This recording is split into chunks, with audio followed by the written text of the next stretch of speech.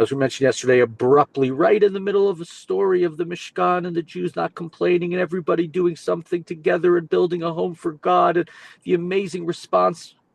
Abruptly, we have the terrible story of the Egel Hazahav, the golden calf.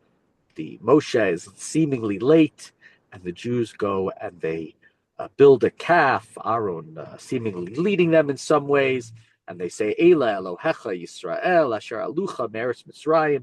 These are the gods who brought you out of Egypt. It's really a terrible, terrible moment in our history, and one that continues, I wouldn't say to define us, but one that we need to sort of always reckon with. And in the aftermath of the golden calf, God quits. Is what happens. God says, I've had enough. God says, right? V'ata nichali, v'yichara pi bahem v'achalem v'esa otcha legoy gadol there in Shemot Lamed Bet. God says, leave me alone, Moshe. My anger is kindled. I'm going to destroy them, and I will make a great nation of you. And Moshe responds, of course, that he refuses. Lama Hashem yecharabcha ba'amecha. Why are you angry at your people?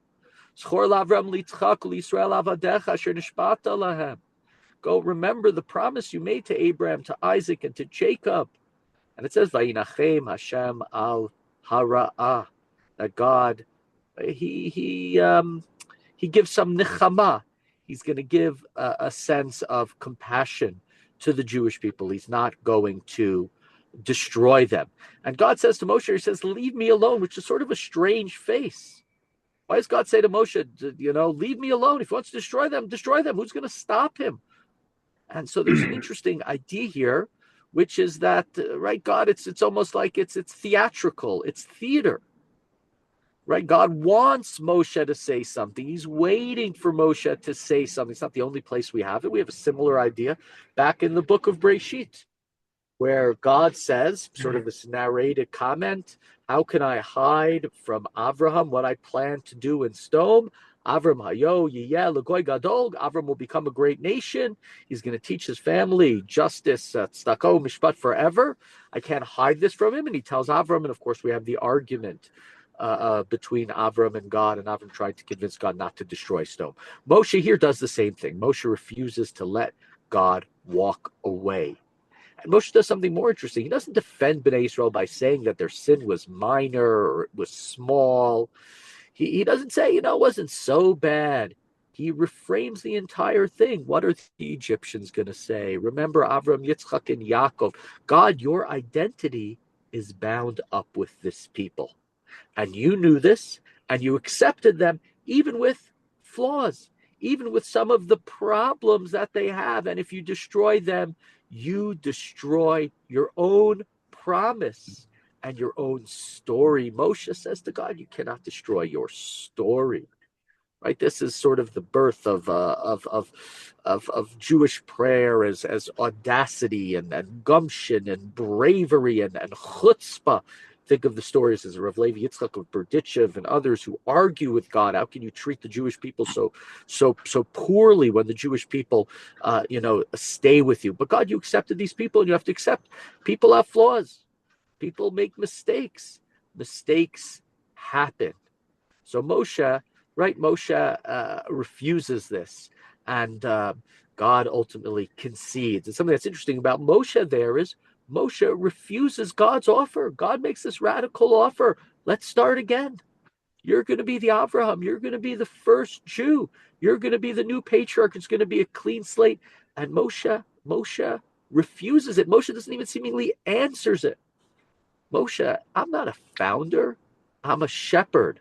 Avram is the one who starts it. Avram is the shacharit. Avram is the one who brings something new into the world. Avram is the one with the open tent, building people in. Moshe shows God and almost leads God, one can say. I will remain with this flawed nation. At times will I complain. At times will they get to me. At times will they irritate me. Yes, but I am here with them. Part of Moshe's greatness, when we think about Moshe's humility, Anav Mikol Adam, is he doesn't have this sense of ambition of being the alpha, of being the everything. He could have here been the everything. He says, I'm more than happy to be enough to be the leader of the Jewish people. No, I don't have to be their founder as well. And it's a beautiful sort of moment that Moshe has here. And we could say to a certain extent, God is waiting for Moshe to do it. And when Moshe does it, God says, okay, I'll be with them as well, even though they are a flawed people. Despite the fact that God is willing to allow them to be a flawed people and I will stay with them, God does try to propose a certain sense of distance.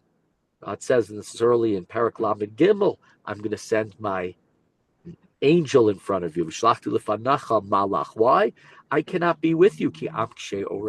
You are a stiff-necked people. And because you are a stiff-necked people, it's not good. I'm too dynamic. I'm too destabilizing. It's too scary. Destruction is going to happen. But here again, Moshe refuses this. The Jewish people refuse this, right? You need to come with us. We're not going to settle for your angel. We left Egypt, where we were avadim leparo, to be ovdei Hashem. Moshe later on in the Torah is called Eved Hashem. Moshe is saying, right, we don't want success without you. We can't have our land without your presence. Our destiny has to be connected to you. Moshe is almost saying, we'll abandon our project as the Jewish people if you don't come along with us. Right? If we think about the Egel Azav, it's not really about idolatry. It's about a structure of the Jewish people. Jewish people say we're lost. We don't know where Moshe is. We only connect to God through Moshe.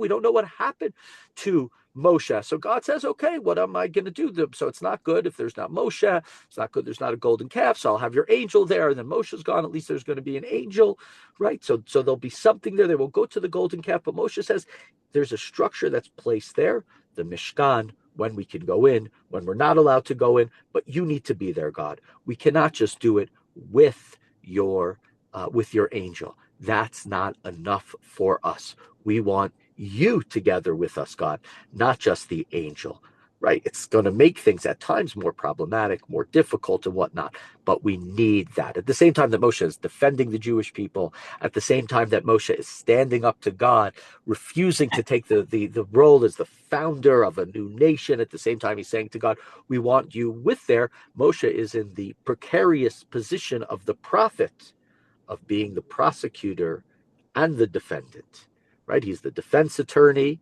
in front of God, but he's also God's prosecutor in front of the nation. And so Moshe comes down, and what does he do?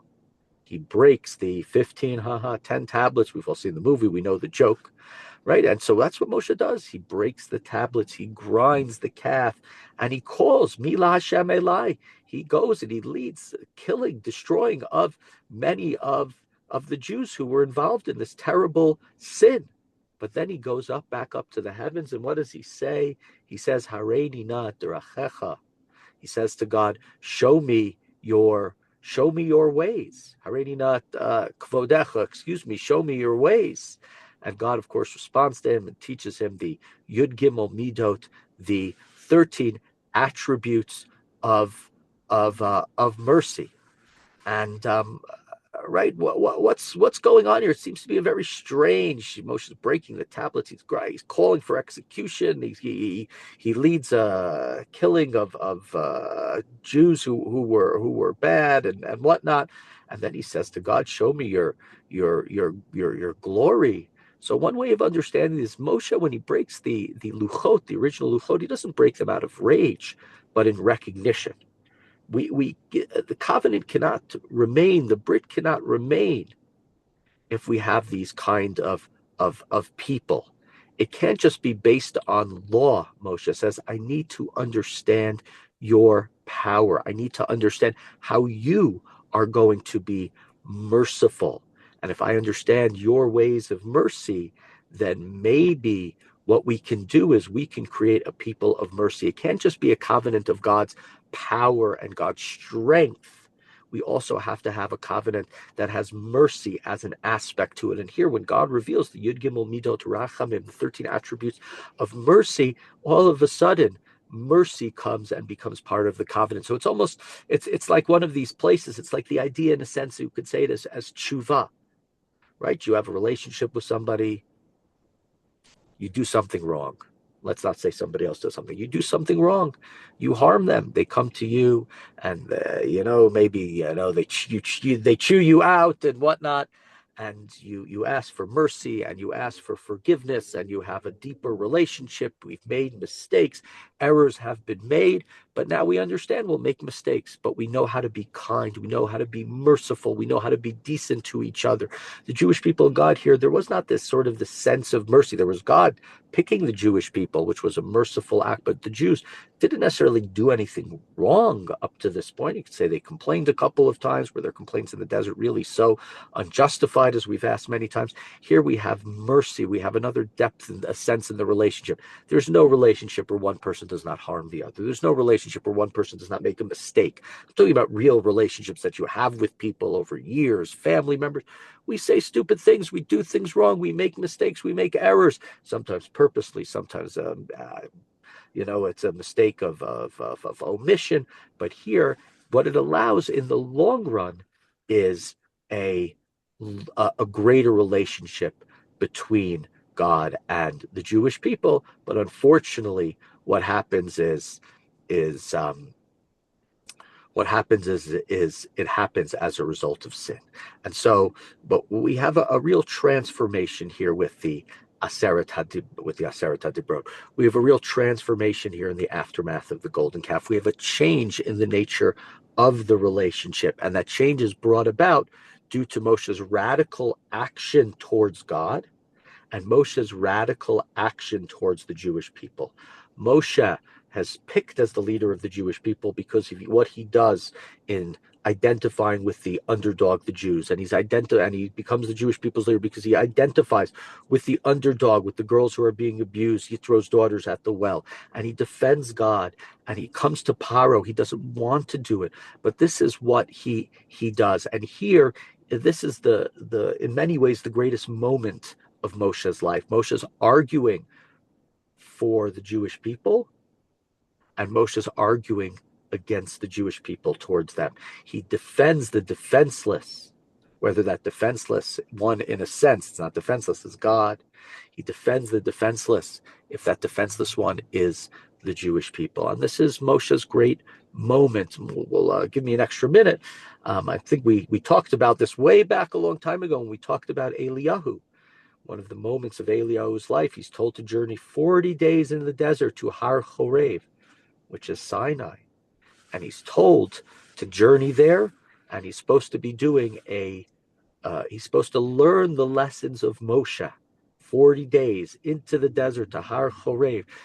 Why? Because Eliyahu, as a prophet, was a prophet who screamed and shouted over and over again, the Jews don't listen to you, God. I am the only one who keeps your covenant. Eliyahu never understands that message. He's told it over and over again.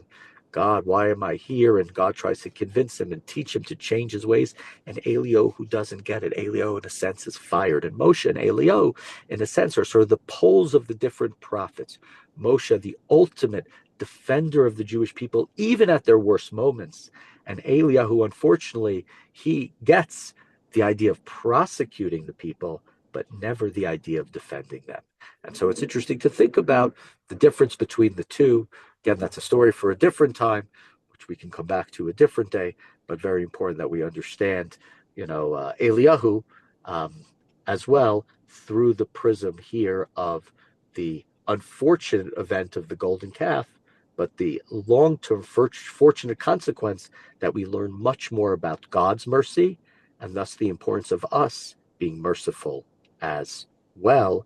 And that should underline who we are as people.